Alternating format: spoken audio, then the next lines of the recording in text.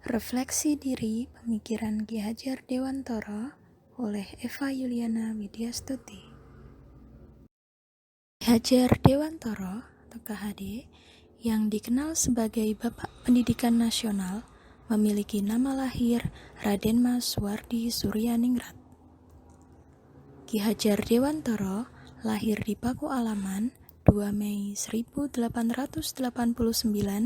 dan wafat di Yogyakarta 26 April 1959. Ki Hajar Dewantara merupakan seorang bangsawan Jawa, aktivis pergerakan kemerdekaan Indonesia, politisi, dan pelopor pendidikan bagi kaum pribumi.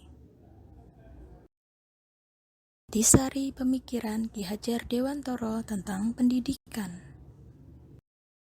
Dalam dunia pendidikan, Ki Hajar Dewantara terkenal dengan semboyan yang berbunyi Ing ngarsa sung tulodo, ing madya mangunkarsa, tutwuri handayani, yang artinya di depan menjadi teladan, di tengah membangun semangat, dan di belakang memberi dorongan.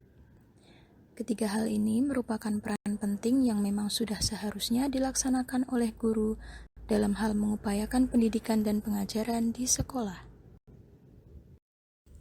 Menurut Ki Hajar Dewantara, pendidikan Opvoeding adalah memberi tuntunan terhadap segala kekuatan kodrat yang dimiliki anak agar ia mampu mencapai keselamatan dan kebahagiaan yang setinggi-tingginya, baik sebagai seorang manusia maupun sebagai anggota masyarakat. Sedangkan pengajaran, onderwijs, adalah bagian dari proses pendidikan dalam upaya memberi ilmu yang bermanfaat untuk kecakapan hidup anak secara lahir dan batin. KHD juga menjelaskan bahwa dasar pendidikan anak berhubungan dengan kodrat alam dan kodrat zaman.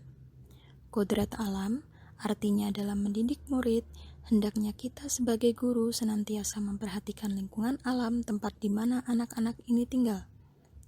Anak-anak yang tinggal di wilayah pedesaan tentu saja berbeda pola pikirnya dengan anak-anak yang tinggal di wilayah perkotaan. Begitu pula dengan kodrat zaman.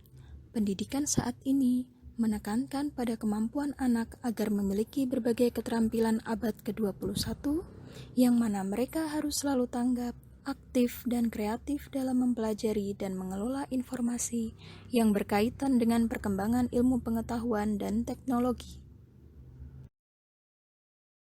Pandangan diri saya sebagai pembelajar atau guru dan pembelajar atau murid jika dikaitkan dengan pemikiran Ki Hajar Dewantara.